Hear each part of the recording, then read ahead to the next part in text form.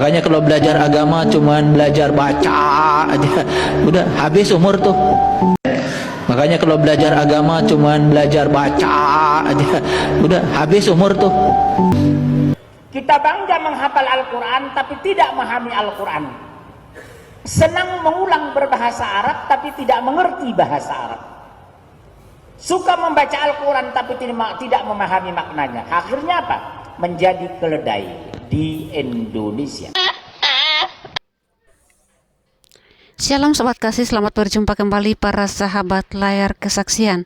Cuplikan video di depan, untung saja umat muslim yang berkata demikian. Saya tidak bisa membayangkan jikalau umat Kristiani yang menyatakan demikian, bahwa menghafal Al-Quran seperti keledai. Itu adalah perkataan dari Munsir Situmorang, Ustadz kebanggaan dari para umat muslim di Indonesia ini. Namun seringkali umat muslim sangat sensitif jika kitabnya atau Al-Qurannya disenggol oleh umat awal lain. Seperti apa fakta selanjutnya saja kita untuk menyimak sampai akhir video ini. Makanya kalau belajar agama cuman belajar baca aja, udah habis umur tuh. Ya. Ada yang mengeluh kepada saya, ini besok ya mau diajak datang ke rumah. Dia punya orang tua rajin sekali ibadah, baca Quran tidak pernah berhenti, tapi tengarti yang dibaca. Begitu menjelang tua dia pikun, mulai bertanya, kenapa ya kok orang tua saya rajin tahajudnya, rajin sholatnya, rajin baca Qurannya, ya baca Quran yang Arabnya, tapi menjelang tuanya bingung jalan pulangnya. Banyak yang kayak gitu kira-kira? Banyak. Kita bangga menghafal Al-Quran tapi tidak memahami Al-Quran. Senang mengulang berbahasa Arab tapi tidak mengerti bahasa Arab. Suka membaca Al-Quran tapi tidak memahami maknanya. Akhirnya apa? Menjadi keledai. Mengharapkan pahala di akhirat nanti, di dunia aja udah nggak kelihatan pahalanya kayak apa. Itu semua ilusi pikiran. Hafalan itu gak penting.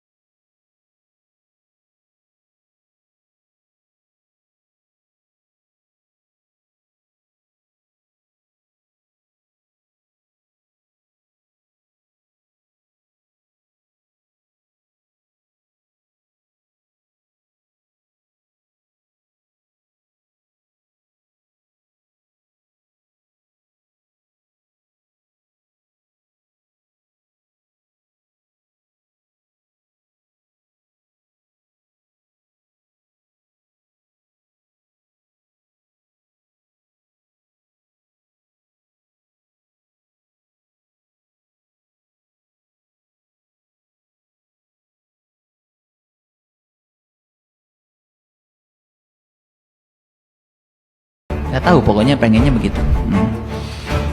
Mayoritas orang-orang Islam membaca Al-Quran, Arabnya yang dibaca, artinya tidak dibaca. Sehingga apa? Sehingga seperti yang diucapkan oleh seorang ustadz ini, coba nih. Ini pengakuannya. Jadi kita nggak... Saya potong dulu, Bang. Saya potong dulu nih. Silakan. Bagaimana kalau ternyata tafsiran Abang salah tentang orang Islam hanya membaca Arabnya saja, tidak dengan artinya? Anda sebagai seorang muslimah boleh saya tes? Boleh? Oke, coba. Saya coba ini ayat yang mudah saja, ayat yang mudah. Sebentar, lihat sini, lihat sini. Waladolin.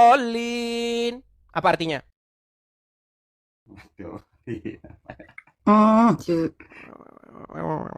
Macet.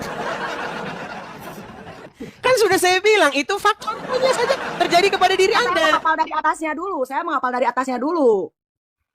Ya bilang saja Google dulu. Enggak. HP saya kan ini dipakai. Bismillahirrahmanirrahim. Alhamdulillahirabbil alamin. Arrahmanirrahim. Maliki yaumiddin. Iyyaka na'budu wa iyyaka nasta'in. Ihdinas siratal mustaqim. Siratal ladzina an'amta 'alaihim ghairil maghdubi 'alaihim waladdallin. Artinya waladolin? Waladolinnya aja. Bentar, dari bismillah dulu ya, saya hafal dulu. Langsung saja omongan ustadznya, coba dengarkan ya, dengarkan nih. Kita bangga menghafal Al-Quran tapi tidak memahami Al-Quran. Senang mengulang berbahasa Arab tapi tidak mengerti bahasa Arab. Suka membaca Al-Quran tapi tidak memahami maknanya. Akhirnya apa? Menjadi keledai di Indonesia. Lah itu memang begitu kenyataannya. Artinya apa? Artinya harus ada sebuah gebrakan nih, reformasi di dalam tubuh Islam. Bahwa yang selama ini yang digembar-gemborkan oleh kiai, oleh ustadz, udahlah baca artinya dapat pahala. Jangan seperti itu. Orang itu tambah tahun, tambah modern, tambah maju, bukan tambah gublok. Kalau ulama... Bisa lah aku. Coba. A'udzu billahi minasyaitonir rajim. Bismillahirrahmanirrahim. Wa qalu ya ayyuhalladzi nuzila alaihi ladzi qul innaka alam majnun. Udah. Woi deh. Bisa. Sungguh keras. Artinya? Apa artinya? Hih? Gak tahu, ih. Serius gak tahu artinya? Gak tahu lah. Oh ya udah, ini artinya.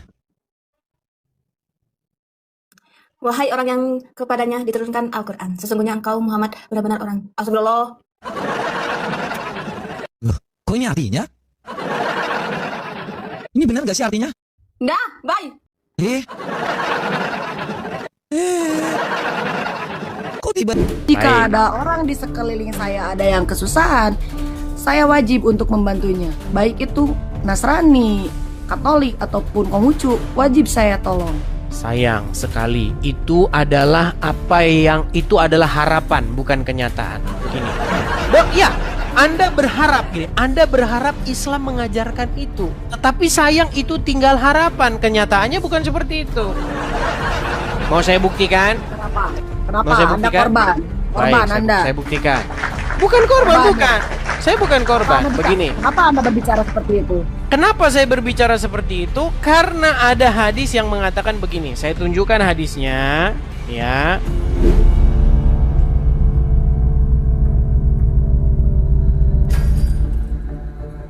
Ya. Salah satu nikmat yang ada dalam surga adalah pesta seks.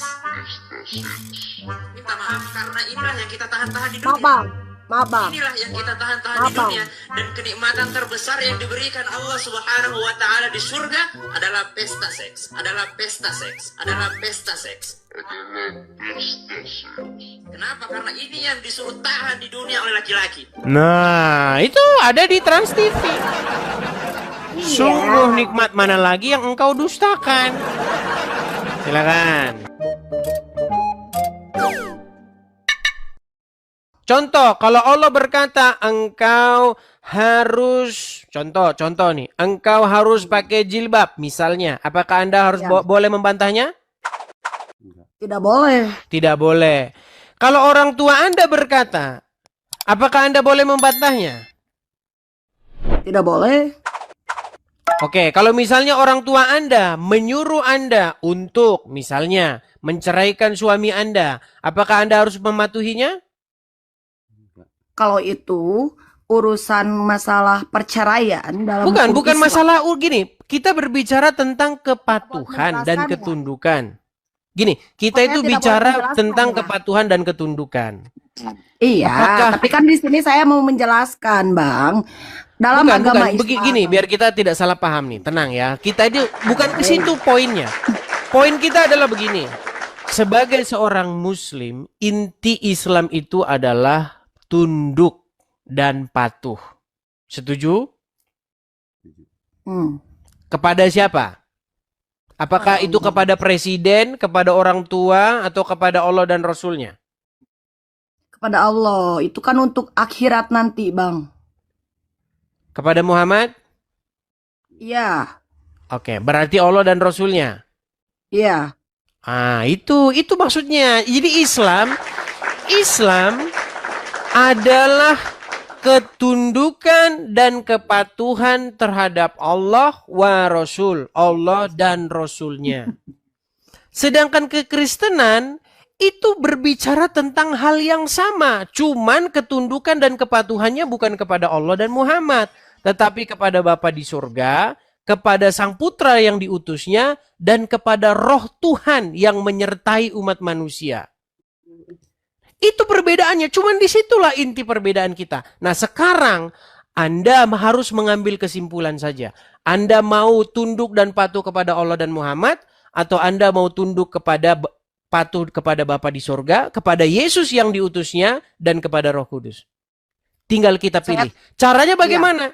Caranya bagaimana? Kita pelajari. Perintahnya ini. Perintah Yesus dengan perintah Muhammad. Apa? Kita pelajari. Seperti itu. Nah, Ya, kalau perintahmu. Gimana? Itu kan menurut agama Anda. Tentang Bapak di surga gitu kan. Bukan menurut. Gimana sih kalau menurut? Gini. Saya ulangi lagi ya. Saya ulangi lagi. Kita agak sedikit butuh energi yang besar nih. Apakah betul atau salah bahwa Islam adalah berbicara tentang kepatuhan terhadap Allah dan Rasulnya? Betul. Berarti yang saya katakan tidak salah kan? Iya. Oke, sekarang saya tanya. Apakah betul Kristen berbicara tentang kepatuhan kepada Bapa di sorga, kepada Sang Firman, dan kepada Roh Kudus? Mungkin betul, karena saya tidak pernah mempelajari tentang agama Kristen. Oke, saya katakan betul. Itulah inti daripada kekristenan. Nah, sekarang karena kita sudah tahu intinya, maka sekarang kita sebagai manusia memilih mau tunduk kepada Allah dan Rasulnya, atau mau tunduk kepada Bapa di surga, Sang Firman, dan Roh Kudusnya. Ya. Nah, caranya bagaimana sekarang? Kita pelajari ajaran keduanya. Begitu. Nah, kalau sudah kita pelajari, baru tinggal kita pilih. Nah, barang siapa patuh kepada Allah, maka dia akan seperti Muhammad. Tingkah lakunya seperti Muhammad. Barang siapa patuh kepada Bapa, dia akan seperti Yesus. Sampelnya adalah Yesus. Siapa sampel yang sempurna, yang tunduk dan patuh kepada Bapa? Yesus Kristus. Siapa sampel yang paling sempurna untuk tunduk dan patuh kepada Allah? Contohnya Muhammad. Makanya Islam berbicara tentang bagaimana membentuk orang supaya mirip dengan Muhammad. Kristen berbicara bagaimana membentuk orang supaya mirip dengan karakter Yesus. Itu intinya. Oke. Nah, barang siapa yang mirip dengan Muhammad, maka dia akan pergi ke Arab. Mencium batu, muter-muterin batu. Betul nggak Muhammad melakukan itu? Yang saya tanya, batu yang maksud Anda ucapkan itu apa? Anda tahu Baik, saya nggak? tunjukkan. Baik, saya balik dulu kamera saya. Oke. Kita kasih sampel. Kita sekarang itu era terbuka. Nggak ada yang bisa ditutup-tutupi sekarang. Siapa sekarang yang mau bersembunyi? Nggak bisa Itu sekarang. kasur, Bang, bukan batu. Katanya mau munculin batu. Sebentar. Saya kan mau nunjukin layarnya di sini. Bentar ya. Kelihatan? Ya. Nah, jika Anda akan melakukan perbuatan-perbuatan seperti ini. Mencium-cium sebongkah batu di Arab, betul? Iya. Nah. Pertanyaan saya, apakah Abang tahu batu yang disebut Abang itu apa? Hajar Aswad. Nah, Hajar Aswad itu apa? Kalau Kalau memang kita, Abang pernah, kalau kita, maaf Bang, saya lagi mau ngomong nih. Saya nggak Silakan. pernah motong obrolan Abang. silakan. Nih, maksud yang tadi Abang sudah bilang adalah Hajar Aswad. Abang kan pernah memahami tentang Islam kan? Ya. Berarti Anda tahu kan Hajar Aswad itu apa? Hajar Kok Aswad seperti itu sih, Bang? batu. Gimana? Kok searching sih Bang? Berarti Abang baru nyari tahu ya? Bukan, saya tidak searching. Ini saya menunjukkan Hajar Aswad. Nih loh, Hajar Aswad nih. Iya, Hajar Aswad itu apa? Pertanyaan saya. Abang tahu Hajar nggak? Aswad itu batu hitam. Nah ini.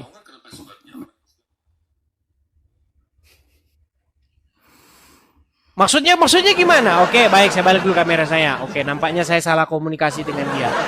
Hajar Aswad secara literal itu berarti batu hitam. Hajar Aswad, batu hitam artinya. Nah, Ya. batu hitam ini menurut orang-orang Islam adalah sebuah batu yang turun dari surga. Tadinya warnanya putih, lalu berubah dia menjadi hitam karena menyedot atau menyerap dosa-dosa manusia. Nah, barang siapa yang menyentuh Hajar Aswad, maka dosa-dosanya akan digugurkan seperti bayi yang baru lahir. Sesuai dengan hadis Nabi. Begitu. Nah, itulah sampel bagaimana orang yang karakternya mirip dengan Muhammad. Dia akan membuat dirinya mirip dengan Muhammad. Segambar dan serupa dengan Muhammad. Melakukan apa yang Muhammad pernah lakukan. Itulah inti ajaran Islam. Kristen juga berbicara seperti itu. Berbicara tentang bagaimana membentuk manusia menjadi sesuai dengan karakter dan figur daripada Yesus. Makanya orang Kristen mengidolakan Yesus. Makanya lagunya seperti ini. Ku mau sepertimu Yesus, disempurnakan selalu. Seperti itu. Islam kebalikannya. Nah sekarang kita lihat nih contoh-contohnya. Begitu. Yang saya katakan ini fakta, yang saya tidak mengada-ngada, memang itulah intinya yang saya pelajari selama belasan tahun. Seperti itu. Nah, sekarang tinggal pilihan itu kepada kita. Apakah kita mau mirip dengan Yesus atau mau mirip dengan Muhammad? Kalau mau mirip dengan Muhammad, menabunglah, kalau sudah banyak uang, pergi ke Arab dan menciumi batu di sana. Amin. Saya aminkan, Bang. Ya, sekarang kita berpikir saja apakah batu itu adalah sesuatu yang ya namanya juga batu. Begitu. Umar bin Khattab ketika dia naik haji. Nyebutnya. Gimana? Salah nyebutnya. Umar apa? Umar bin Khattab. Kok Kotob? Nggak ada kok, tapi K sama H. Khotob. Ya udah, Khattab. Ya udah. Salah nyebut Pakai nanti login, bisa ya. bahaya, teman-teman. Baik. Oke, baiklah. Umar bin Khattab ketika dia naik haji, dia pernah berkata kepada batu itu, "Hai batu, sesungguhnya engkau hanyalah sebongkah batu. Jikalau aku tidak melihat sang nabi menciummu, niscaya aku tidak akan mau menciummu." Pertanyaan saya, kenapa Umar bin Khattab ngomong gitu? Kenapa? Karena di dalam hatinya dia memberontak. Ngapain kok saya kayak begini-begini ya? Iya, karena dia bilang, "Hai batu, engkau hanyalah batu. Engkau tidak bisa berbuat apa-apa. Engkau hanya benda mati. Kalau aku tidak melihat Rasul menciummu, aku tidak mau menciummu." Jadi sebenarnya apa yang ada di pikiran dia dengan apa yang di batin dia itu saling tonjok-tonjokan. Karena dia sendiri, ngapain ya gue kok cium-cium batu begini ya? Gitu. Dan itulah yang harus Anda renungkan. Begitu. Tetapi saya mau kasih tahu jawabannya. Ini saya kasih tahu jawabannya. Gini. Seperti yang saya bilang di awal. Yang saya bilang di awal tuh begini. Islam datang meneruskan ajaran sebelumnya. Tetapi kalau kita belajar dalam Al-Quran, tidak pernah ada disuruh untuk mencium batu ke Arab. Nggak pernah disuruh naik haji ke Mekah. Nggak ada itu dalam Quran. Nah, ini semua datang dari mana? Ya hasil daripada pelintiran para ulama. Tunjukin ayat dalam Quran, suruh cium batu. Kalau ada, saya terjun dari Monas. Tunjukin ayat naik haji ke Mekah. Kalau ada, saya terjun dari Monas juga. Nah, kenapa sekarang jadi seperti ini? Karena apa yang tertulis dalam Al-Quran tidak dipercayai oleh sebagian besar umat. Yang dipercayai oleh sebagian besar umat adalah tafsir orang. Bukan Al-Qurannya, tetapi tafsir orang akan Al-Quran tersebut. Itu. Dan saya bilang, kebanyakan orang Kristen juga seperti itu. Mereka tidak mempercayai isi Alkitab. Yang dipercayai adalah tafsir orang tentang isi Alkitab itu. Makanya jangan ikut kebanyak-banyakan orang. Begitu. Seperti itu. Oke, selanjutnya Bang. Abang asli mana nih, saya tanya dulu ya. Asli Lampung. Berarti kita hidup di negara Indonesia, satu negara kesatuan, beragam agama. Agama abang Kristen, agama saya Islam. Apakah di agama abang menjelaskan tentang pemahaman apa itu toleransi? Toleransi, iya. Apa? Toleransi itu artinya kita tidak merampas hak hidup orang lain. Bukan hak kita pembalasan. Pembalasan itu adalah hak Tuhan. Seperti itu. Nah, sedangkan dalam agama Anda sebenarnya tidak ada toleransi. Kenapa abang bisa berbicara seperti itu kalau di dalam Islam tidak ada toleransi? Baik, saya buktikan. Oke, buktikan. Baik. Jikalau Anda bertemu dengan orang yang non-muslim di jalan, menurut ajaran Muhammad apa yang harus Anda lakukan? Gimana Bang, ulangi? Contoh, Anda sebagai seorang muslimah. Ya. Anda bertemu dengan orang Wahyudi atau orang Nasrani. Apa yang harus Anda lakukan? Dalam keadaan apa? Ya, dalam keadaan apapun. Contoh, Anda misalnya lagi lewat, ketemu dengan Wahyudi Nasrani di jalan berpapasan begitu. Apa yang harus Anda kerjakan? Tidak ada yang harus saya kerjakan. Tapi jika baik. ada orang di sekeliling saya ada yang kesusahan, saya wajib untuk membantunya. Baik itu Nasrani, Katolik, ataupun Konghucu, wajib saya tolong. Sayang sekali, itu adalah harapan, bukan kenyataan. Begini. Ya, Anda berharap gini, Anda berharap Islam mengajarkan itu. Tetapi sayang itu tinggal harapan, kenyataannya bukan seperti itu. Mau saya buktikan? Kenapa? Mau saya Anda buktikan? korban? Korban Baik, Anda. saya buktikan. Bukan korban, bukan. Saya bukan korban. Begini. Kenapa Anda berbicara seperti itu? Kenapa saya berbicara seperti itu? Karena ada hadis yang mengatakan begini. Saya tunjukkan hadisnya. Nih ya. Ini hadisnya. Oke. Apa Coba artinya? dibacakan. Nabi SAW bersabda. Nih. Janganlah kalian memulai. Perhatikan. Janganlah kalian memulai kaum Yahudi dan Nasrani. Jangan pula kaum Nasrani dengan ucapan salam. Maksudnya begini, kalau misalnya jalan nih, ketemu dengan orang Yahudi atau orang Nasrani, jangan ucapin salam, gak boleh. Nah, bahkan jika kalian menjumpai salah seorang mereka di jalan, di suatu jalan, himpitlah ia ke pinggir. Atau kita tunjukkan yang lebih jelas ya, sebentar ya. Saya tunjukkan yang lebih jelas. Apa kata Nabi?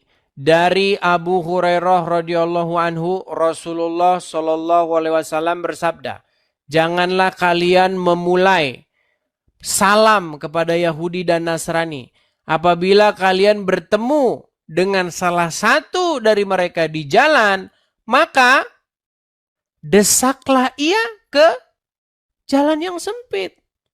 Nah, itulah kenapa sering terjadi orang-orang Kristen lagi ke gereja, lagi begini, pepet mereka. Susahin izinnya. Ganggu ibadahnya. Ini karena hadis-hadis seperti ini. Apakah ini ada dalam Al-Quran? Tidak ada. Yang ada di dalam Al-Quran adalah lakum dinukum waliyadin. Bagimu agamamu, bagiku agamaku. Itu kalau pesan di dalam Al-Quran. Sementara dalam hadis, desaklah mereka ke jalan yang sempit. Apakah ada Al-Quran suruh mengimani kitab ini? Kenapa? Jangan dibisukan. Kenapa? Kenapa orang Islam mengimani kitab ini sementara tidak pernah ada perintahnya? Berimanlah kamu kepada kitab hadis. Nggak pernah ada. Yang ada berimanlah kamu kepada Taurat dan Injil. Itu.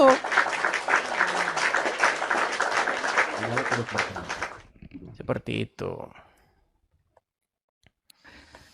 Bahkan Muhammad sendiri pun dia sudah dikasih tahu, jikalau kamu memiliki keraguan-raguan tentang apa yang diwahyukan kepadamu, bertanyalah kepada orang-orang yang membaca kitab sebelummu. Disuruh bertanya. Kalau Muhammad disuruh bertanya kepada orang-orang yang membaca kitab sebelumnya, artinya tolak ukur kebenaran ada di mana? Ya di mereka. Seperti itu. Jadi sebenarnya inti yang mau saya katakan tuh begini. Sebenarnya Al-Quran itu mengajak Anda untuk beriman kepada kitab sebelumnya, kepada Injil, kepada Taurat, kepada Yesus. Untuk mengikuti apa yang diajarkan. Begitu. Muhammad saja disuruh kok bertanya kepada kitab sebelumnya. Kalau dia punya ragu-ragu. Mungkin ada sesuatu yang mau ditanyakan begitu yang membuat berat. Atau ada niatan masuk Kristen nggak? Atau belum ada? Enggak Belum ada. Belum ada, nggak ada niatan. Nggak ada aja, bukan belum, nggak ada. Nggak ada niatan. Saya bangga dengan agama saya. Salam toleransi, Bang. Karena bagi saya agama Islam sangat toleransi dengan agama lain. Tetapi kenapa faktanya di lapangan? Dalam Islam mengajarkan seperti itu, Bang. Mungkin ya. Ini hanya kita obrolan saja ya. Silakan. Antara saya dengan Abang. Mungkin kebanyakan orang tidak memahami tentang ajaran itu. Apa itu toleransi? Bagaimana kita menghargai umat agama yang lain, begitu Bang. Baik, selagi orang-orang Islam mempercayai apa yang tertulis di dalam Injil dan di dalam Taurat, seperti yang diperintahkan oleh Al-Quran sendiri, yang Anda katakan itu benar. Tetapi sayang, seribu sayang, kebanyakan umat tidak membaca Al-Quran. Mereka membaca huruf Araf. Yang dibaca itu alif, lam, mim. Huruf Arab. Huruf Arab. Lah iya, betul, itu fakta. Betul. Ya apa yang dilakukan siang, malam, pagi, sore? Ngaji. Ketika ngaji yang dibaca itu huruf Arabnya. Alif, lam, mim. Dzalikal kitabu la raiba fihi hudal lil muttaqin. Amin. Tapi ditanya artinya apa? Ya nggak tahu apa. Selalu begitu. Tetapi Kenapa bisa menjadi seperti itu? Karena itu yang saya lihat. Itu juga itu sudah diakui. Itu yang hanya Abang lihat saja. Abang tidak melihat yang lainnya kan? Atau jumlahnya belum? Sedikit. Atau jumlah gimana? Pertanyaan saya. Abang sudah melihat semua orang Islam atau belum?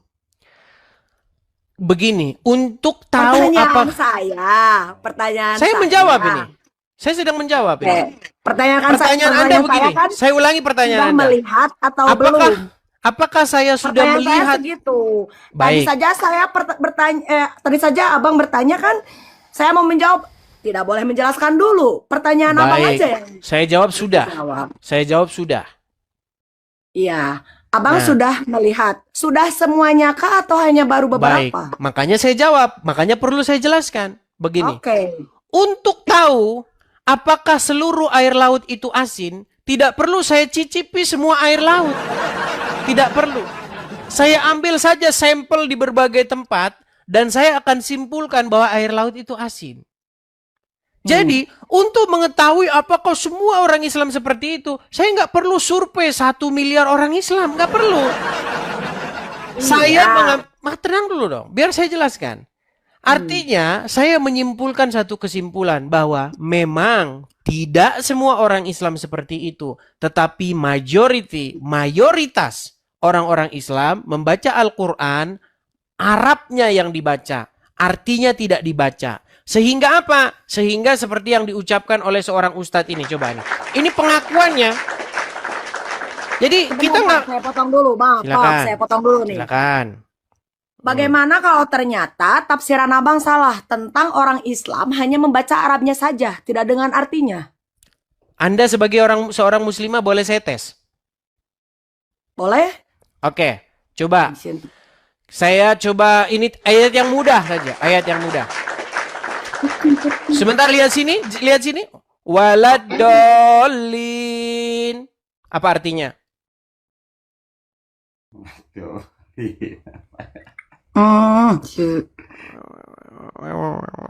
Macet.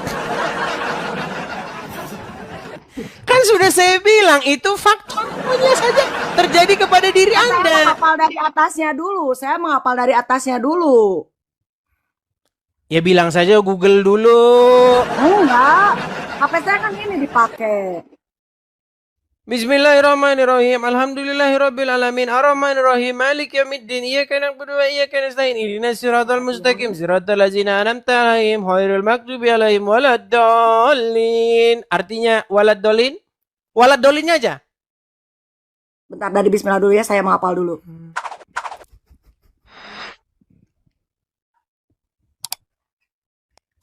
Berat. Makasih baik. Kan ngapalin dulu dari awal, Bang. Iya, artinya saya bukan cari hafalannya, artinya, Iya, tapi harus kan saya Google dihafal dulu. Bang. Dan bukan pula mereka yang sesat. Betul? Iya, artinya sebenarnya ini saya langsung saja omongan ustadznya. Coba dengarkan ya, dengarkan nih. Kita bangga menghafal Al-Quran tapi tidak memahami Al-Quran. Senang mengulang berbahasa Arab tapi tidak mengerti bahasa Arab. Suka membaca Al-Quran tapi tidak memahami maknanya. Akhirnya apa? Menjadi keledai di Indonesia. Lah itu memang begitu kenyataannya. Artinya apa? Artinya harus ada sebuah gebrakan nih, reformasi di dalam tubuh Islam. Bahwa yang selama ini yang digembar-gemborkan oleh kiai, oleh ustadz, udahlah baca artinya dapat pahala. Jangan seperti itu. Orang itu tambah tahun, tambah modern, tambah maju, bukan tambah gublok. Kalau ulama terdahulu bilang seperti itu zaman dulu. Sekarang sudah modern seperti kata Jamrud. Dulu Rahma Sinta, sekarang si Madonna. Dulu Gatot Kaca, sekarang John Travolta. Begitu loh. Kita ini udah makin modern loh. Masa kita kalah sama orang terdahulu? Kalau zaman dulu ustadz-ustadz sudah nyekokin santri-santri, baca Arabnya dapat pahala. Sekarang kita itu baca maknanya. Kan sudah ada lagunya. Tombol hati. Ada 5 perkaranya. Yang pertama baca Quran dan maknanya. Nah maknanya ini orang lupa. Nah cuma nanti waktu baca maknanya orang berbondong-bondong jadi Kristen. Nah itu dia permasalahannya. Begitu. Ya jadi intinya apa yang tertulis dalam Al-Quran adalah perintah. Supaya apa? Supaya beriman kepada kitab-kitab sebelumnya. Bukan beriman kepada kitab-kitab sesudah Al-Quran. Makanya sekarang ini kesimpulan saya, mungkin kebanyakan orang baca Al-Quran itu sambil koprol. Makanya suruh beriman kepada sebelumnya, malah beriman kepada sesudahnya. Akhirnya beriman kepada kitab fikih. Beriman kepada kitab kuning. Kitab tamasya ke surga yang burungnya berdiri 70 tahun tidak lepas-lepas. Itu memang begitu. Coba, apa mau saya putarkan di sini? Bagaimana ceramah-ceramah ustadz-ustadz? Buat apa, Bang? Ya untuk membuktikan bahwasanya yang diimani oleh mayoritas umat sekarang bukan kitab-kitab sebelumnya, tapi kitab-kitab sesudahnya yang mengajarkan hal-hal yang aneh-aneh. Contohnya begini. Nih ya, saya putarkan ya. Nih. Ini contohnya nih, contohnya ya. Mungkin lagi ada iklannya. Sebentar, lagi iklan sebentar ya, saya putarkan. Ini supaya banyak umat tahu nih. Kaum muslimin. Tapi kata Rasulullah, kesibukan para lelaki nanti di dalam surga adalah, malu saya ceritakannya nih. Mau terus? Kesibukan para lelaki yang masuk surga di surga adalah memecah perawan istri-istrinya. Perawan terus. Habis malam pertama, dapatkan perawan istri, selesai, ya perawan lagi. Gitu. Serius, Pak. Bagusnya ibu-ibu gak ikut dengar pengajian ini. Ini khusus bapak-bapak. Kata Rasulullah, maaf ini hadisnya sahih. Tolong baca nanti dalam kitab Tamasya ke Surga oleh Syekh Ibnul Qayyim Al-Jauziyah. Judul aslinya adalah Hadil Arwah ila Biladil Afrah. Rasul berkata, maaf, zakar laki-laki ketika dia berdiri karena syahwat selama 70 tahun berdirinya. Yes. Nah, itu kitab-kitab yang ada di rumah orang-orang Islam adalah kitab Tamasya ke Surga, kitab Syekh Amma, Syekh Udin, Syekh itu. Padahal tidak pernah di dalam Al-Quran disuruh beriman kepada kitab-kitab itu. Itulah yang sedang saya suarakan di sini. Begitu. Coba yang Anda suarakan bukan ceramah yang itu. Ada tidak? Oh baik, saya tunjukkan. Bukan ceramah yang ini. Iya. Baik. Ceramah Tentang ajaran agama Islam kan? Oke. Baik.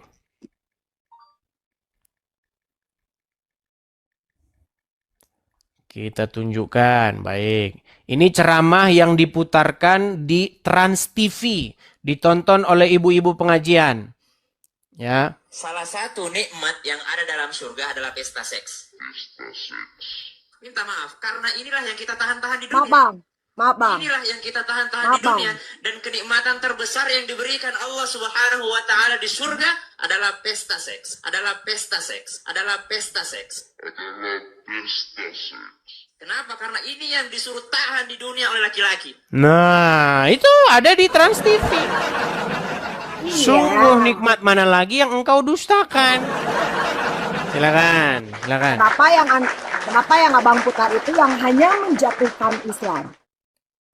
Justru karena ajaran-ajaran yang seperti itu bukan ajaran, tapi hanya memberi pelajaran kepada orang. Janganlah seperti itu. Astaga. Oke, baik. Apakah ada Al-Quran di rumah? Ada. Boleh dibukakan surat An-Naba ayat 33? Coba saya tanya, Abang ada Al-Quran tidak? Ada.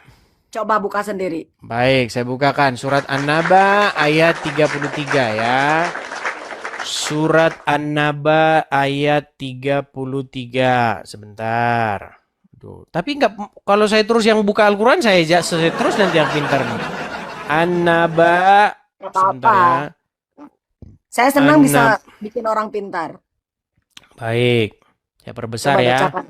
Coba apa? Saya tes dulu. Jangan-jangan dia muslimah menyamar. Coba dibaca dulu bacaannya. Wa kawa'iba atroba. Wa qaiba atroban. Yang artinya jangan seperti itu kepadaku. Coba.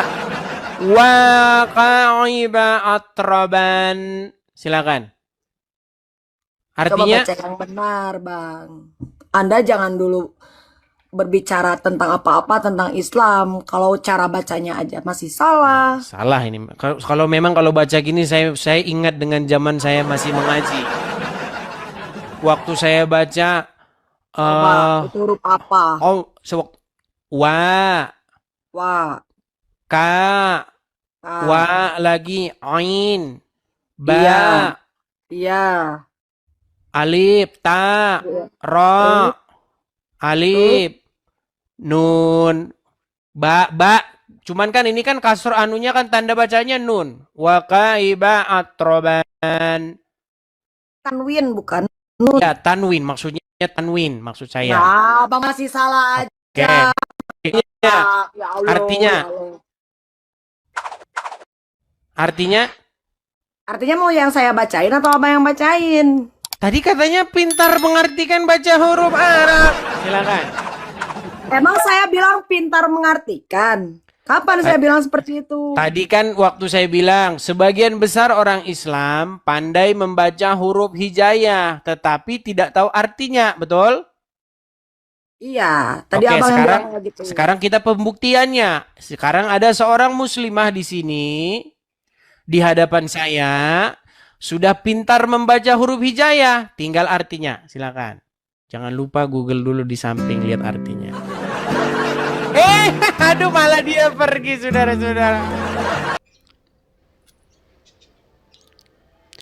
Ya, Bapak Ibu Sobat Kasih, demikianlah telah kita saksikan bersama-sama bagaimana para penceramah atau ustadz umat muslim di negeri ini yang menyampaikan fakta kepada publik. Tentu saja akan banyak umat muslim yang tidak menerima pernyataan dari beberapa umat muslim di dalam video ini, dan terlebih khusus saya bangga dan salut kepada apologet dari Edis TV yang selalu memberitakan kebenaran dan sudah banyak yang tersadarkan. Awalnya dalam video ini muslimah cantik ini mengelak dan bahkan menuduh Bang Edis menyatakan hal yang tidak benar, tetapi dunia telah tahu bahwa Bang Edis benar-benar telah menyatakan kebenaran dan mengetes muslimah cantik ini. Namun apa yang terjadi, Bapak Ibu telah menyaksikan bagaimana endingnya dari diskusi Bang Edis dengan muslimah cantik. Ini menandakan bahwa Edis sedang memberitakan fakta. Demikian video ini, semoga bermanfaat. Tuhan memberkati dan sampai jumpa.